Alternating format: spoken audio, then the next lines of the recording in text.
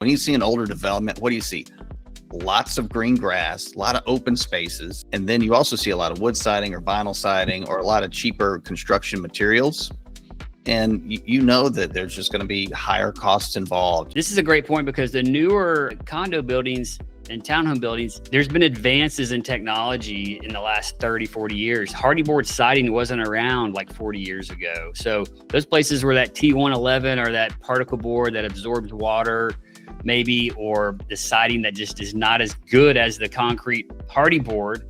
And so that you see that entire development in Green Hills, entire thing got re-sided with updated materials. Well, you know what?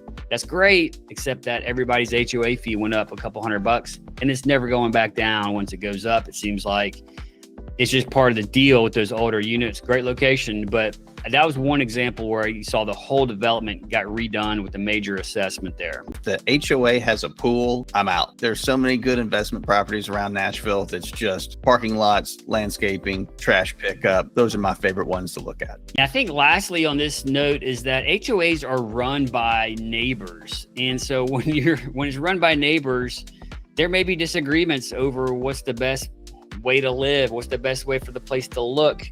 There's power struggles, there's politics, there's all kinds of drama that can unfold when you're in an HOA that's run by neighbors. Not everybody's made the same way. Everybody's a little different in their opinions of things.